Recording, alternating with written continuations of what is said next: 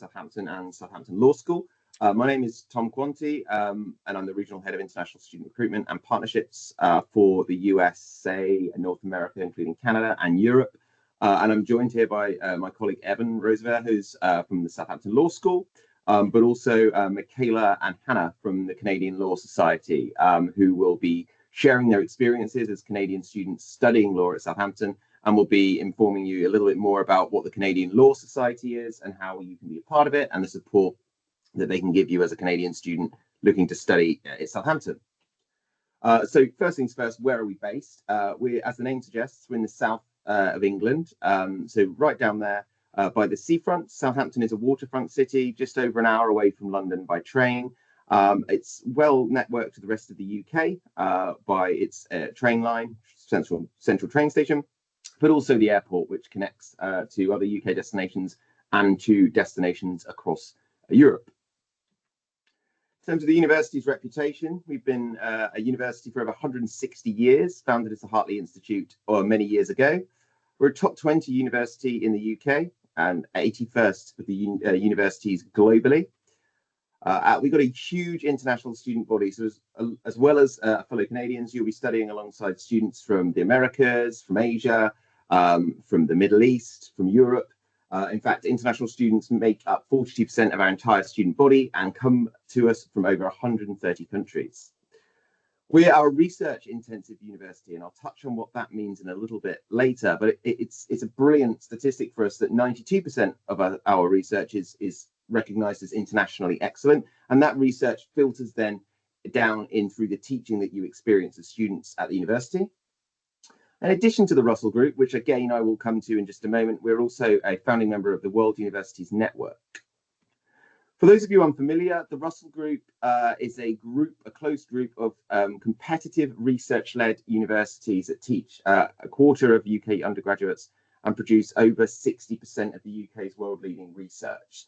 So Southampton is a founding member of it, which means these are often highly ranked universities with competitive entry requirements that have an international and national reputation. So in short, you're in good company, and your degree is well recognised throughout the UK and the world.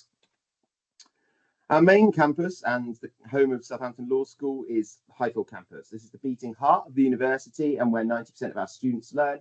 But we are a global university. We've got a variety of campuses across Southampton, and we've also got the Winchester campus in Winchester for our School of Arts.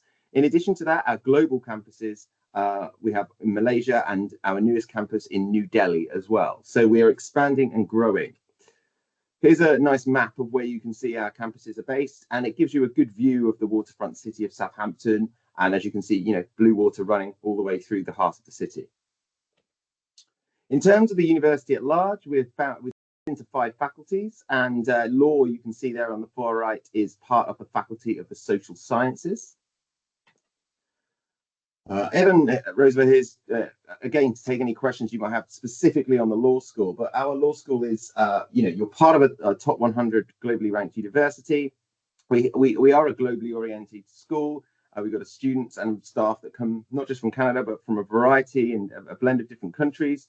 And it really underpins our commitment to our delivery for high quality research-led, a rigorous legal education, be it through the moot courtrooms or the moot society that we have, the moot groups that are run throughout your time with us, or through the sort of intimate, sort of small class size teaching base that we try to advocate.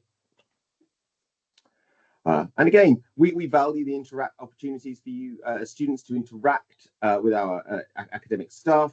It's underpinned by the research that we undertake at the university. We have strong links across the legal profession in the UK and beyond. And again, this is further underpinned by some of the recruitment fairs and events and guest speakers that we'll welcome onto campus. And again, that enable us students to learn with expert practitioners as well. So again, it's a vibrant global international community with one foot in the industry and links to the profession. Across our programs, we do with a typical UK undergraduate degree of 3 years, which is again the LLB, the Bachelor of Law qualification. We also do that with psychology or maritime law sort of leaning into our maritime city roots.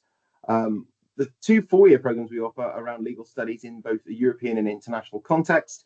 And the most popular course for Canadians is the Accelerated or the Juris Doctor program, which is the 2-year undergraduate degree that students, again, require after they've completed a bachelor's course in Canada. The academic entry requirements are varied. So for Ontario specifically, we're looking for 85 as an average across 6 academic subjects.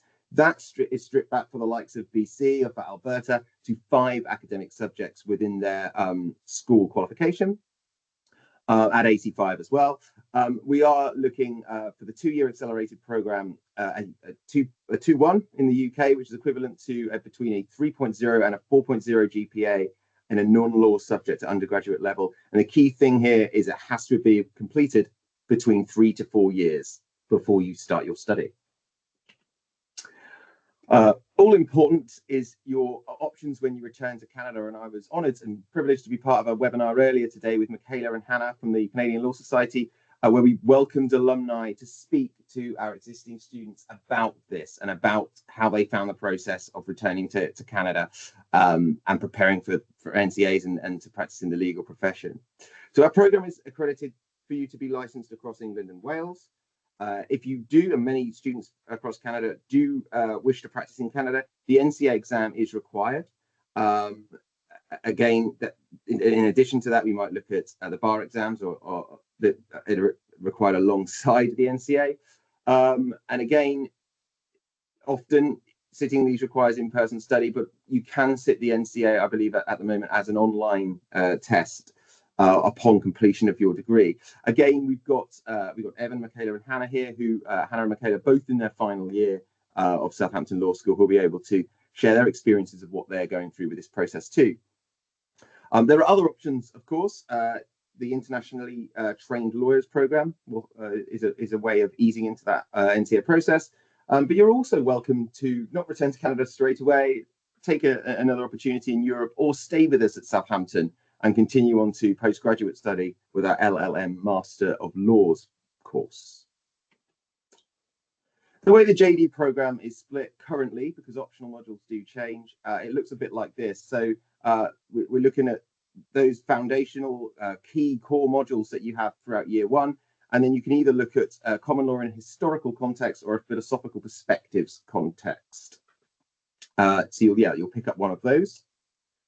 Into year 2, again, it's an optional module of choice, and then the core units across land law, equity and trust, administrative justice, torts and contract, and then that all-important Canadian constitutional law module. And what does that consist of?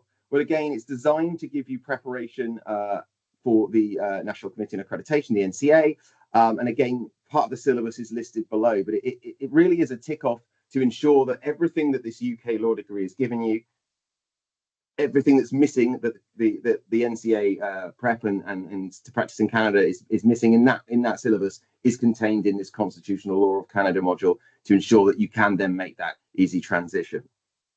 I'm not sure if Mikaela and or Hannah have seen the next slide. If so, I hope they like it. But again, here is just some feedback from what they both say. They are both joining us here today, so I won't dwell on them and what they say too much. But again, I've spoken to them both, and they both had I hope they'll back it up, positive experience of their time in Southampton and as a student. And, it's enabling that sort of confidence to progress in their future career after they graduate and depart Southampton. So that was a brief bit about the university and about the law course itself. But again, you're choosing a university much more than just that.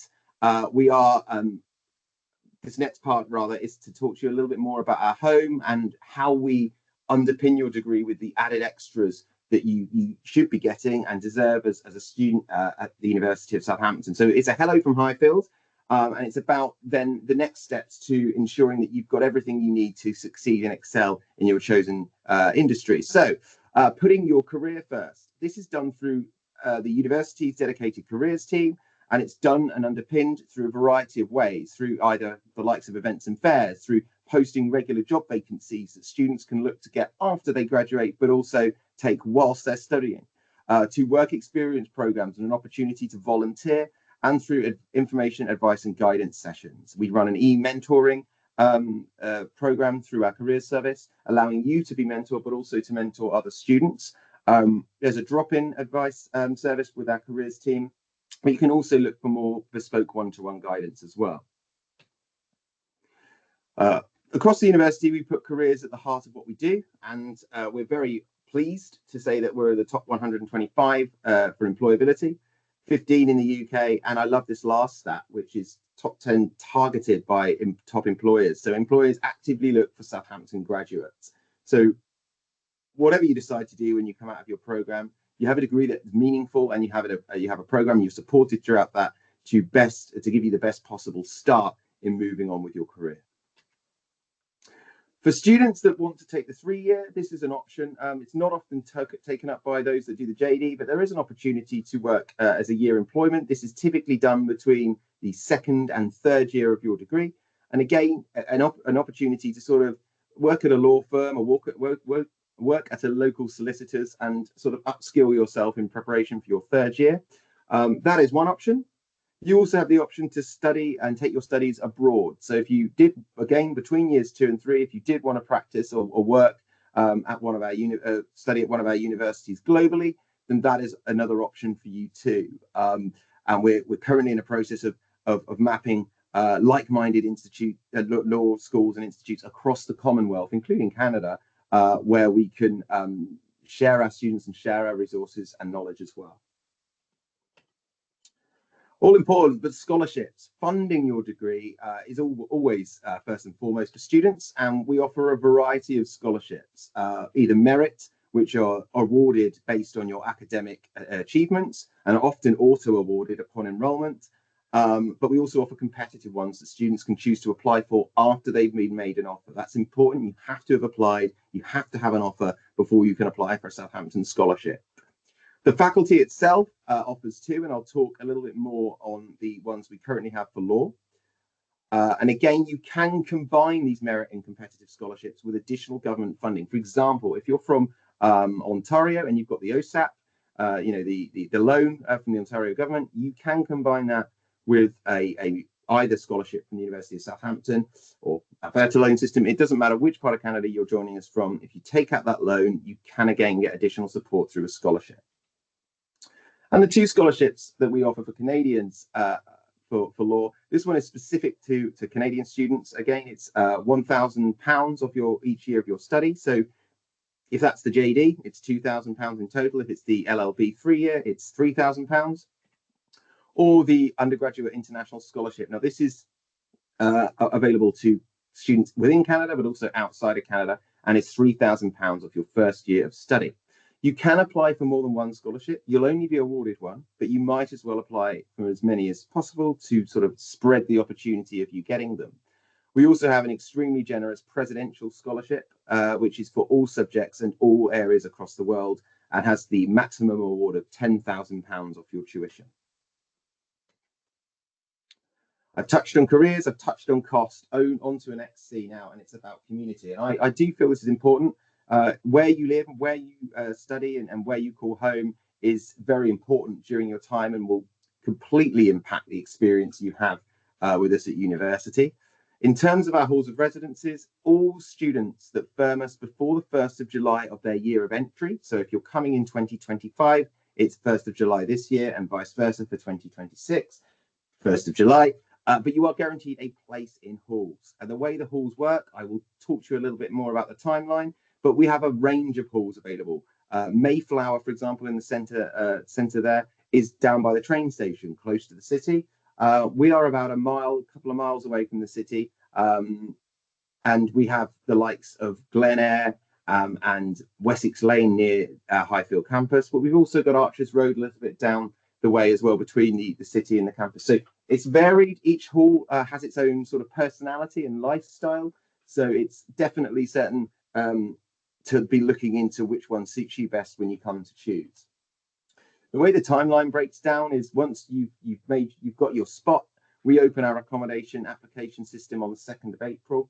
We do guarantee a spot by the 1st of July, but naturally that's been open for 3 months from the 2nd of April to the 1st of July. So whilst we guarantee you a spot, we can't guarantee you in which hall. So it is good to make a decision on your course and the university, and then start looking at which accommodation you want to do. You move in September, and of course we ask for 3 installments across the year before your departure in June and July. It's uncommon in the UK for students to stay in halls beyond their first year, but if you do want to do that from February, you can, as a returning student, apply for another place in halls. Well, what's included? Around-the-clock security, mixture of part and self-catered options. We don't room share like the US or like Canada. We just do single rooms. You do not share a room. They're all within 30 minutes from your main campus. And if you do stay with us in one of our halls, you get an unlimited bus pass. Bus is the main way to get around Southampton, so it can come inconvenience for you, particularly on those rainy days when the weather's not looking too great. That being said, it would be remiss of me not to mention there are other accommodation options available, either through house share or through private hall providers, and the university can help support you find that as well.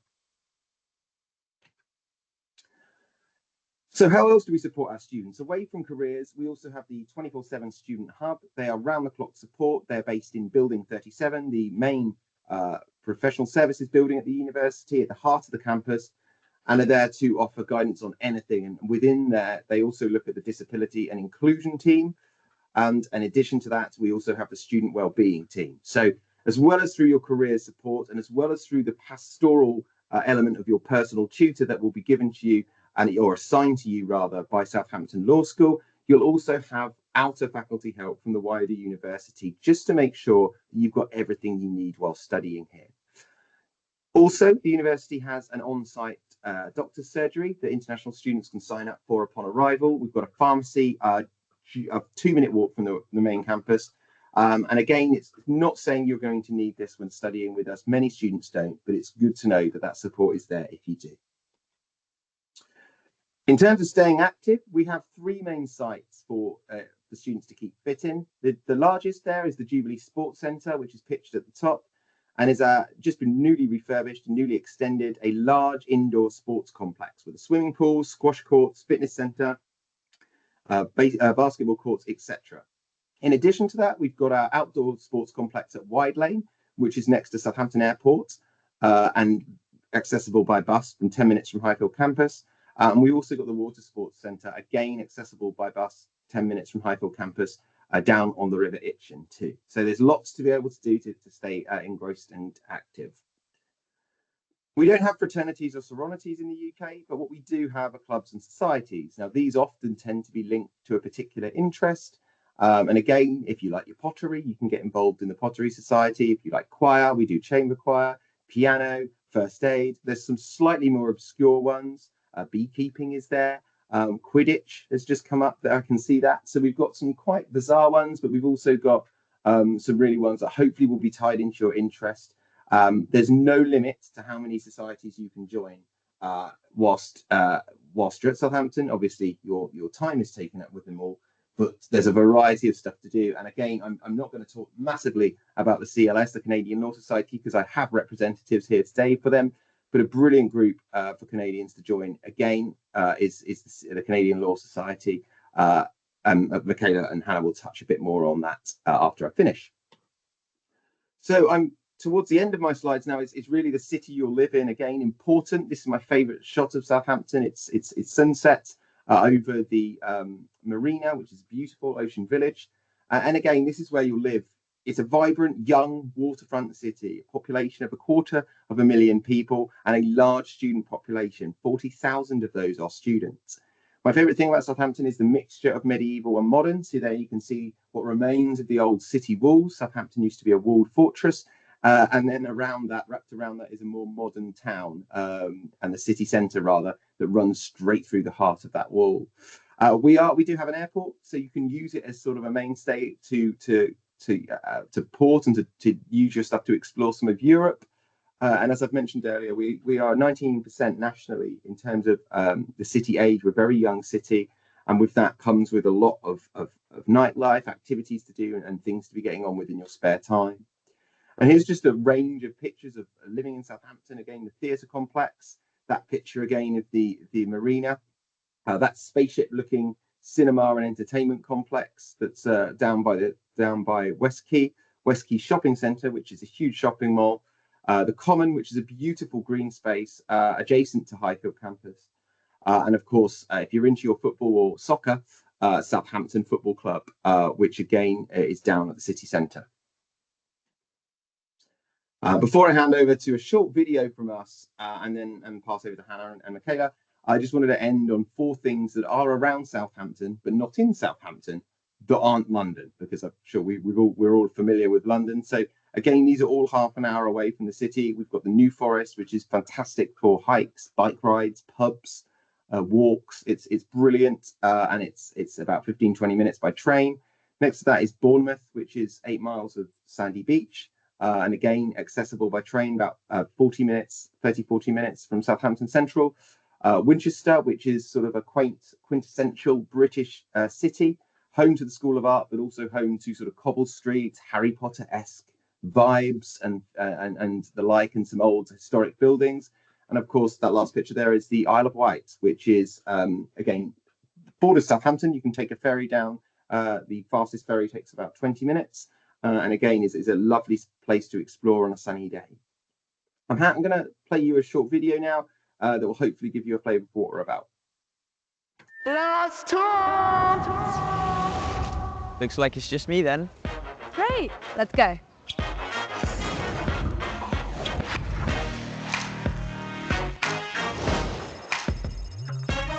Come on, let me show you around.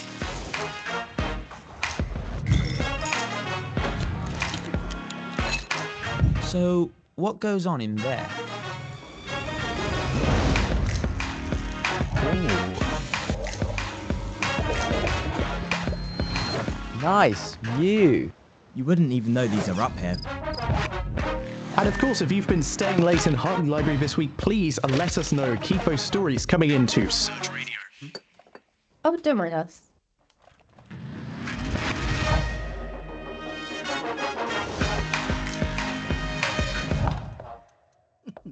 Were you nervous before you started? Oh, for sure. Almost everybody feels the same.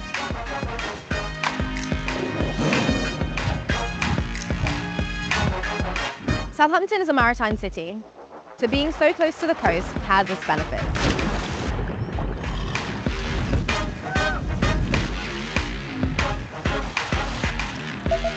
We have an incredible enterprise community, and The things you could go on to do will blow your mind. Who likes the sound of that? I'm in.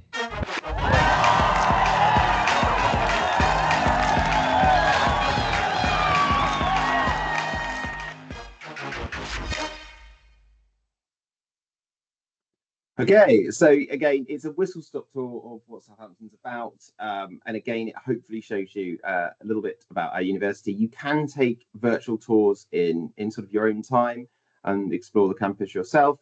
There's also virtual visit days, and of course, if you do travel over to the UK, we are happy to show you around. Just do let us know with plenty of advance so we can ensure that the trip is tailored to your needs as best we can be. Anyway, that's enough from me. I'm going to hand over to Mikaela, who hopefully will be able to tell you a little bit more about the Canadian Law Society, and then any questions that you might have. And I know Logan, who's our host, also has some questions from some registrations as well. So over to you, Mikaela. Thank you so much, Tom. That was a lovely video at the end. I think that's a new touch. I like it. So basically, I'm Mikaela. I'm the president of the Canadian Law Society. And as Tom said, Hannah and I are both in our final year of the Accelerated JD program. So basically, the Canadian Law Society is, well, full of Canadians, frankly. But what we do is there's a mix of social and academic events that we host to ensure that not only does everyone feel comfortable and they have a little place from like home away from home, but also some academic events so we aren't completely lost going back to Canada. As Tom said, we actually had a webinar this afternoon. Wait, for you guys, it would have been at lunch, but anyways, sorry, time zones. But yeah, so we try to get a little bit of information from everywhere. I know Evan was also able to get the representative for the University of Alberta's internationally trained lawyers program as well. So we've tried to get academic events like that, but also social events to make friends, build those connections, because once we get back, we are going to need Canadian connections. It is a great community, and we're also here to give that practical and personal experience that you might not be too sure about, but yeah, we're basically here for that. It has been a long day. I apologize. But is there any questions? Hello. I see a chat in the box.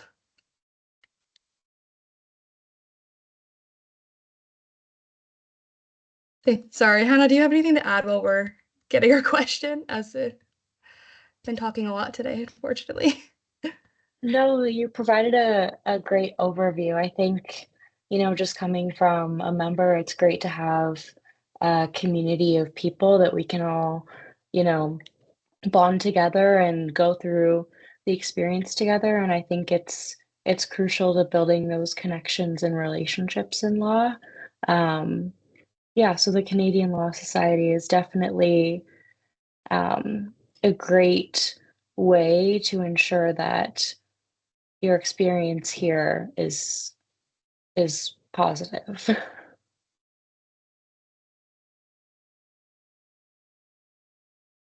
Okay, so we have two questions in the chat. Amazing. I'll say, so about the mooting and the law clinic options. Okay, so the law, I'm not sure if you're part of that, Hannah, but I know essentially there is a legal clinic at the University of Southampton. Unfortunately, I'm not a member of that currently, but it is a fantastic opportunity to be able to work with solicitors in Southampton with real life cases. I'm not sure if Hannah can touch up on that anymore. Unfortunately, I'm not super familiar with that. But I know we are planning some, I guess it wouldn't be our committee, it would be the next year's committee, but we have talked about doing collaborations with the different law societies on campus. So there's us, there's also the Law Society, which is a more general overview of the entire law school, and there's also the Bar Society. So that's where a lot of that mooting experience comes in. They do a lot of optional moots.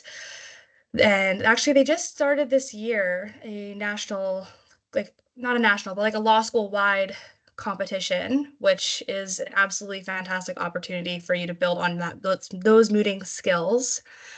But yeah, so we try to do as much as we can for you guys. Even if we don't have the capacity to do it, we will definitely point you in the right direction. Oh, next question. What advice So do I'll you just have? jump in if I could for clinics, Yes. if I could, Mikaela. Yes, go right ahead, Evan. The clinic option would be working with Professor Omar Madloum, who has significant experience in a clinical legal environment, both at Bristol and more recently in setting up the Global Legal Clinic at Southampton. So it is something that you can certainly do in an extracurricular fashion during your first year as well as your second year. And I believe it is now approved to be selected as your optional third year module, although that is a competitive entry. And just while I'm here, the degree you receive here would entitle you to go through the qualification practice in the UK, just as it would if you were doing a law school or a law degree in Canada. It would entitle you to go through the practice. There is the solicitor's qualifying or solicitor's regulatory authority that does have qualifying exams and professional education courses here. So you would have to go through that, but you are entitled to do so. Visa issues, et cetera, et cetera.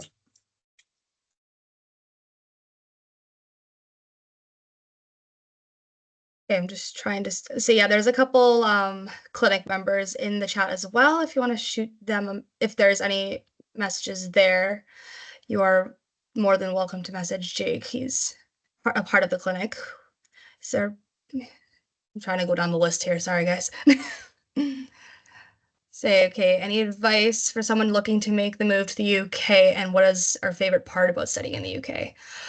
Those are very good questions, actually. I've always been the type of person to say just do it, which is probably not the advice you're looking for. But once you find opportunities like these that don't necessarily come very often. I feel like you just have to take it, or else you're going to wonder why you didn't. You can always, if you decide to come and you don't like it, you go back home. It's not the end of the world. But if you sit there and you decide, oh, I don't know, I'm not going to do it, and then you don't, you're going to wonder why you didn't when you're older. But that's probably not what you were looking for anyways. But my favorite part about studying the UK is I love the diversity of not only the extracurricular programs that Tom touched up on, but even just in the program as well, in our optional modules that we get, and even our core modules. But I'm going to rave on about one of my optional module from last semester really quickly, because my professor is actually one of the key researchers in this program. It was globalization law was what the one I took in my last semester. So it was my year 2 semester 1 module. But yeah, she did all the head research. So she had so much knowledge on that topic that no one else at any other university is going to have, because she's the one leading that research. And I just thought that was absolutely amazing. And I will rave on it for hours if I don't stop now. So we're going to stop there.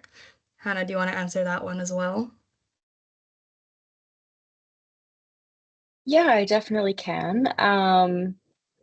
I think one of my favorite parts of studying in the UK again is the group of people that you have around you, and the diversity. I think the professors are always willing to help.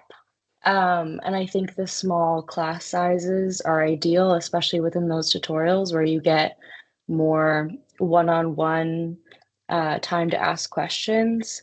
I think also, as well as Tom mentioned, we have an airport that's very close to us, international as well. So there are always options to go and travel, and I think that's something that we don't necessarily get to do in Canada. So it's a big part of studying in the UK.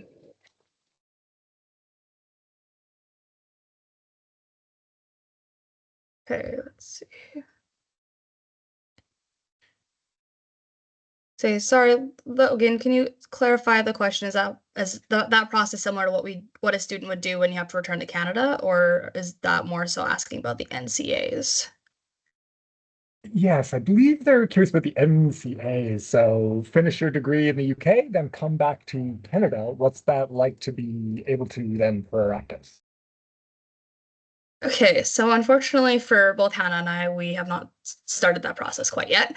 So I know at this point in our program, we would be applying for our NCA process, which includes things like your CV, it'll include your transcript once you get it and you graduate, and all that kind of information. You pay them, I think it was like $450. I could be very wrong, so don't quote me on that number. But then you pay your application fee as you would, and then they go through your entire transcript and your CV and all that information, and they tell you which courses need to be completed. Typically, it's about 7 to 8 is what we were told today by the people completing the NCAs. And then you go through those exams, apply for your articling position, and then continue the process as if you were studying in Canada. So articling, the bar, yeah. Evan, you can probably touch on that, but that was. So I would say the best policy here is going to be going to the NCA website itself, because they do update with policies occasionally. But yes, Mikaela is entirely correct. You would start applying in the second semester of your second year. You would need to prepare some documents. Our student office, if I remember correctly, will assist you with that. You'll submit your tentative transcripts. They'll evaluate your CV, your experience, your coursework. They'll assign you a list of examinations that you'll be required to take in order for your degree to be recognized as qualifying you to qualifying you to be eligible to write the bar in Canada. And then you'll have a couple of different options on how to complete that. You can self-study, just write the exams, or you can go through one of the internationally trained lawyers programs at Alberta has one. I believe both York and Toronto do. UBC I believe, as well, has one. And by doing basically a year's worth of courses there, that will satisfy the requirement. So in that respect, you can sort of be in and out of law school in 3 years, the same as you would be in Canada. Doesn't always line up exactly that way because you may have one or two exams extra because it is assessed on an individual basis. I will touch on the internationally trained lawyers program. I know the University of Manitoba is beginning one as well, starting in 2025. So that's a brand new one, but that's another option as well. What has been the biggest struggle with getting ready to finish your degrees and return to Canada? Probably just the NCA process, because a lot of the time they won't fully finish your assessment until you have that transcript completed. So it's just a matter of finishing up. I think for myself, it's more the mental preparation of leaving Europe. But otherwise, just you finish your degree, that's what you do. Hannah, I don't know if you have anything to add to that, but Yeah, I think the one thing that can be a bit of a disadvantage is that the school end dates don't align up with Canadian end dates. So that's something that you do want to consider when you're looking for summer student positions, or looking for any sort of positions outside of school, is that our dates don't end until the end of, can be until June or July if you're staying here to graduate, whereas law firms are looking for individuals to start potentially in May and June. So that is something to consider.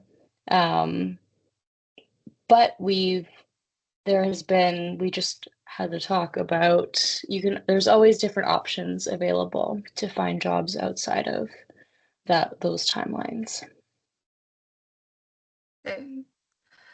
Academic thresholds, I'm going to leave that question to Evan because I don't know. Apparently there's a question about academic thresholds. What's a good overall high school average to get in? 80, 85?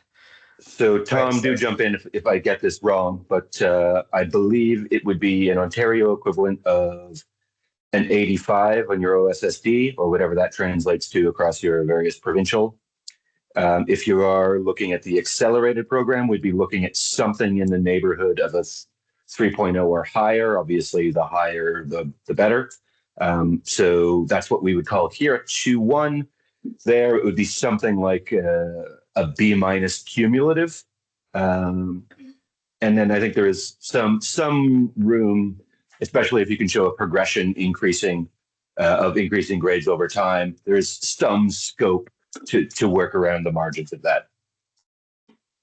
Absolutely correct, Evan. Yeah, so we are looking at it, we base on the UK, we base everything by predicted grades unless you've achieved it. So if you are looking at that 3-year LLB, you might still be in school, but we are looking for a complete average of 85 across 6 subjects from Ontario, 5 subjects from the other provinces. Ontario and New Brunswick is 6, 5 for the rest. And that is for the LLB 3-year or any of our 3-year programs or 4-year programs. For the JD, it is, whenever you see 2.1, as Evans correctly said, that's equivalent to between a 3.0 and a 4.0. The higher score is always better, gives you the better chance of getting on the course, but also access to scholarship. So do try and shoot for that upper area of that. But that hopefully gives you an idea of what we're looking for in terms of entry criteria. We don't need any additional LNAT exams or nothing. It's gone completely by what academic grades you get. When you do apply, you will be asked to write a personal statement, which is a short summary of what you do sort of outside of your studies, linking it to your studies and to who you are as a person. But the majority of the UK universities, including ourselves, we look at your academic achievement through either your high school exams or through your bachelor degree. Okay, I think we have 2 more. We have a question about health science program, which I don't know anything about, unfortunately. But Tom, I think you'd be better off to touch up on how to apply and get a scholarship at the university and the process that needs to be gone through for that.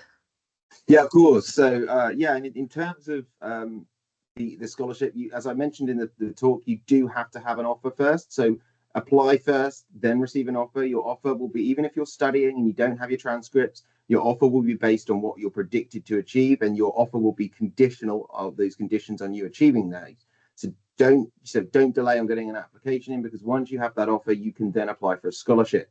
As I've mentioned, the two types of merit and competitive. Merit will be automatically awarded based on your grade. So that's why you just got to push academically for the higher grade. What we'll do, for example, if there's a group of students on the 3-year LLB, if you've got an 89 or a 92 or what have you in your high school diploma, and that's higher than the rest, so you'll be auto awarded a certain scholarship. To apply for the competitive ones, you can start applying now once you have an offer, but it is to be mindful, if you are looking to come in 2025, scholarships tend to close towards the end of April or May. They differ, but the first ones start to close on the 30th of April, only giving you just over a month to do that. So that is where the sort of not rush, but sort of a time sensitiveness comes from, is the fact that you should be looking to get that offer in time if you want to apply for a scholarship.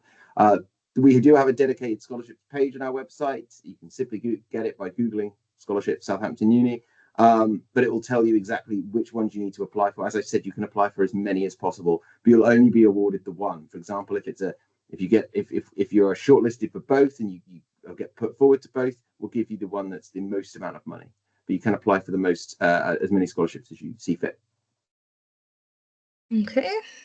And final question, is working part-time permitted and recommended for international law students, or is the workload too heavy to make part-time work feasible? I feel like that depends who you are. I mean, I am not working while I'm here. I ended up joining SUBC, the rowing club, and then I ended up being the president of the Canadian Law Society.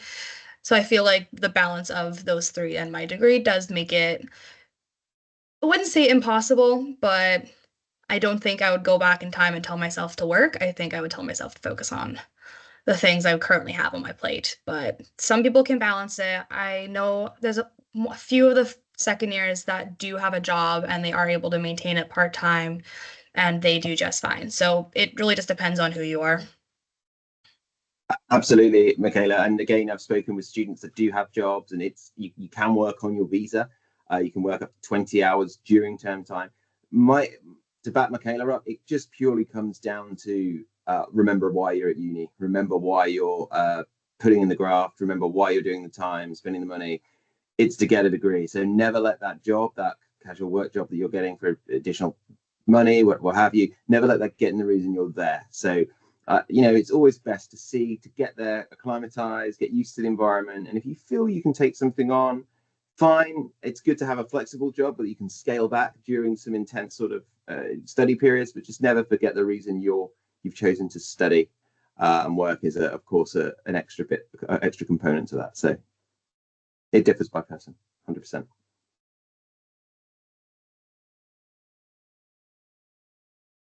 I think that's all. Thank you so much, Mikaela, for fielding the questions. I really appreciate it. And thank you to Evan, Hannah, and of course Mikaela for joining us. I know particularly for Mikaela, it's been a long day, of very webinar heavy day, so I really appreciate it. And a particular shout out to those three who are also like me based in the UK, where it's coming on for 9:45. So I am going to bring it to a close. What I will say is, if anybody's got any other questions that they want to ask, but they don't feel comfortable asking in front of the group, or would just like to jot down my email address, that is now in the chat. So please make a note of it, send it across. If it's a question for any of the other three panelists, I can send that across to them if that's okay. And again, if you've got any other questions, please just get in touch. That can be about scholarships, applications, the law school, whatever you need to ask. Lastly, I just want to thank Logan Bright, who has been our host for today, and the School Finder Group. So thank you for putting this on. And again, thank you all for giving up some of your time this afternoon in Canada to find out more about the University of Southampton and Southampton Law School. Thank you very much. Ebuka, with regards to your question that you just got in, as it's to do Nigerian qualifications, if you email me directly, I can direct you to our Africa team, who'll be able to help you from a dedicated resource about those types of examinations and what you need to. Please get in touch. and your representative is called Nadia, so I'll put you in touch with her. Thank you, everybody. Have a fantastic rest of the day, and those based in the UK, sleep well. Thanks again. Take care. Bye-bye.